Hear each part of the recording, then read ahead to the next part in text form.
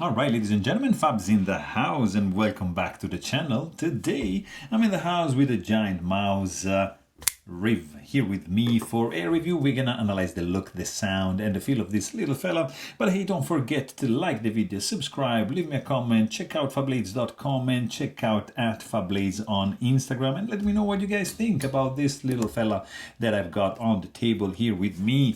Let's see, it's a little fella because look at that, 2 inches for the cutting edge, probably 2.5 inch long blade, 3.3 inch long handle, which are contributing to make like not even 6 inch long knife, like 5.75, so very tiny. Let's check it out up against, for example, Ontario Rat number 2 and Ontario Rat number 1, kind of like dwarfing this little thing on the middle, and like mini bag out, look at that, it's huge compared to that. This is the bag out, even bigger, of course. The Para 3 from Spyderco is gonna look also pretty good. Like, look at that, Spyderco Paramilitary 2. Yeah, you get the idea. Like, for example, this is a Chris Reeve Knives small Sebenza 21 and it's big, like compare, of course that's the large Sebenza 21, but look at that, very tiny knife. Also like Holt Bladeworks haptic in the prestige configuration, black tie Damascus and Holt Bladeworks Spectre up there. Look at this, another couple of fancy ones I want to show you here. Shikogorov Custom Division Neon NL, and here you've got the F95 Antique to show you how tiny this guy is. Let me show you just a couple tiny ones. Tiny, I mean not tiny, smaller.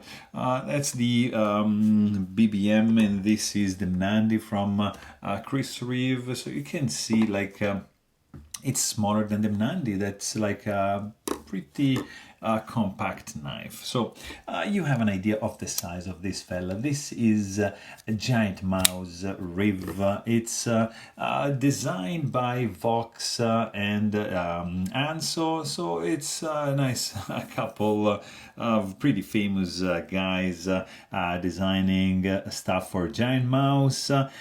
This guy is gonna be around $200, $195, and it's interesting. It's a titanium frame lock with micarta scale. Pretty much looks like a shrunken version of the Biblio, but it's redesigned from scratch. So you know, this the name also, it's referring to a dive bar in Michigan, and that's a nice thing to know. Also, like you can see, it's nicely done, I have to say, guys. This is probably not my style because of the size, and maybe the blade shape is not like appealing to me that much, but there are some very good things indeed. Like, for example, the chamfered scales, like you see 3D milled, very nice. They're not flat. There's a little bit of chamfering going on, no internal skeletonization, but you do have a nested liner kind of thing going on in the show side scale. Nothing going on the lock side scale. So you can see that there's no internal skeletonization in this titanium slab over here. Just a gentle bead blast finish for it, nicely chamfered all the way around. But most of all, you have these pretty cool finger grooves. Look at this. It just falls in the hand like crazy. It's just fantastic. Like from a utility standpoint, utility knife standpoint, it's just fits the hand like gorgeously. So that's, you know, nothing to say. Also nice jimping going on over here. It's pretty good. You have a tiny backspacer, titanium, with some gear like jimping going on, and a lanyard hole option right there with some indentation created in the scales, which I don't know, it leaves me a little bit like 50-50. I'm not sure how do I feel about that. I would have, I don't know, it's not my thing, like this case in this case. You have blade which is pretty centered. You can't touch the tip of the blade, so pretty safe overall.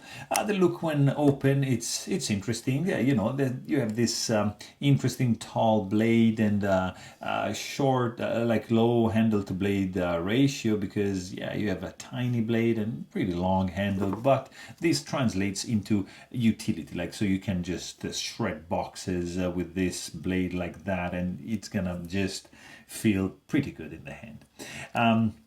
You have like a spinning pivot over here, which it's gonna need like a T8 Torx bit screw to get removed, as well as the two screw for the handle. You can also check my video, like maintenance video, to see how to take down this guy and how to take care of it.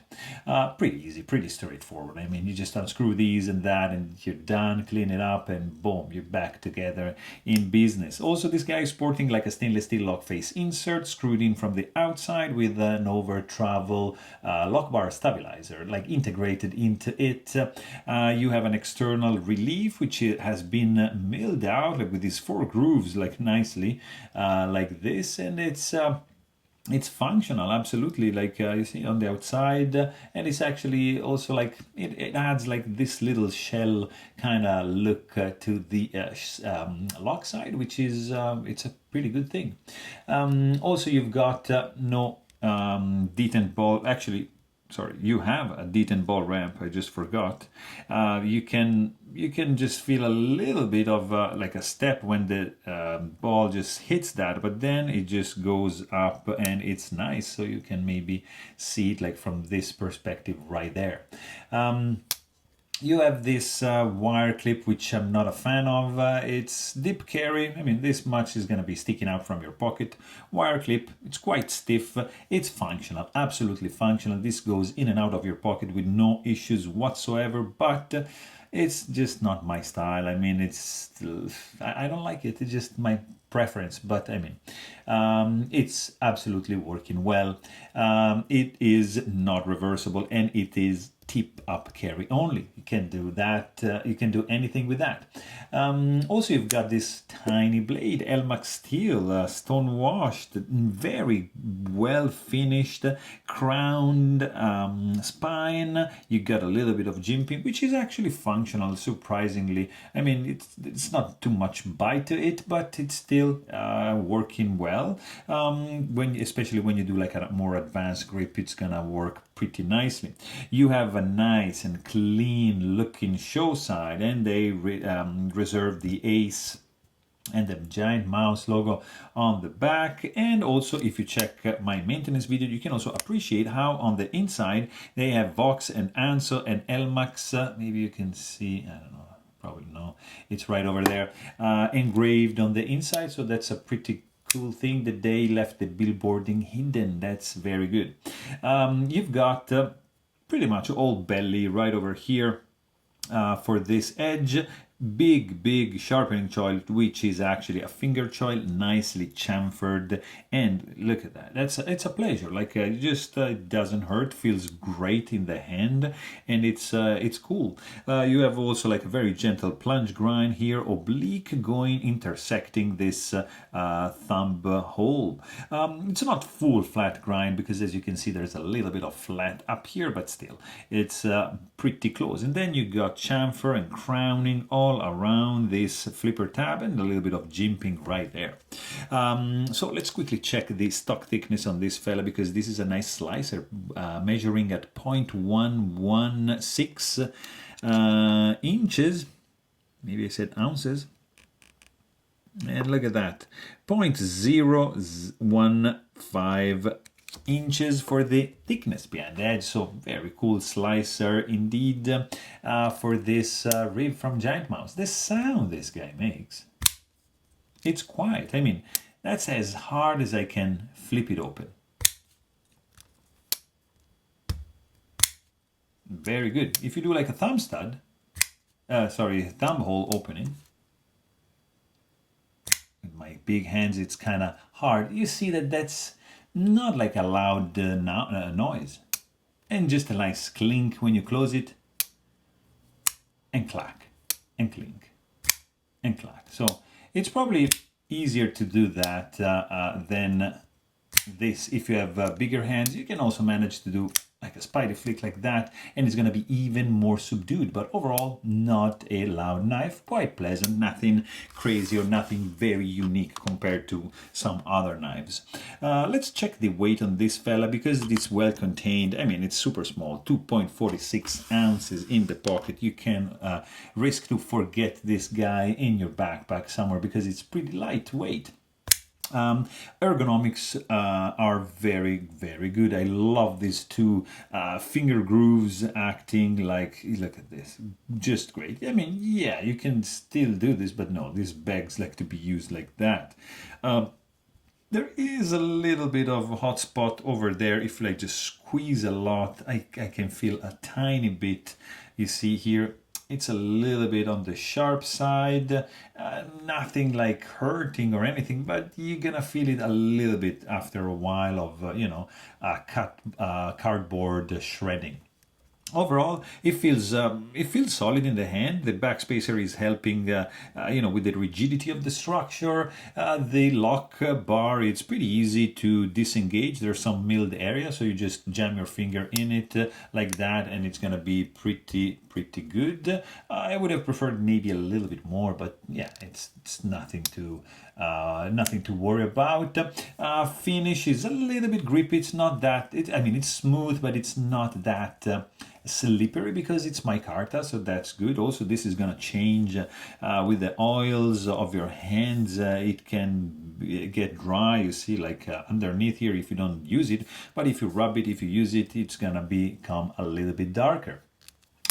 Also, overall, this knife feels pretty well put together. I'm not seeing any things out of control. You see, it's pretty flush over here. This guy is sticking out, but it's like by design, and it's well, blade is centered.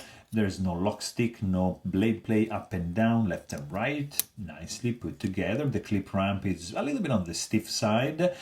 This guy is running on bearings, and the deployment speed is actually decent. Like, you see, if you do like push button, yeah, it's a little bit slower, but with the light switch, yeah, it's decent.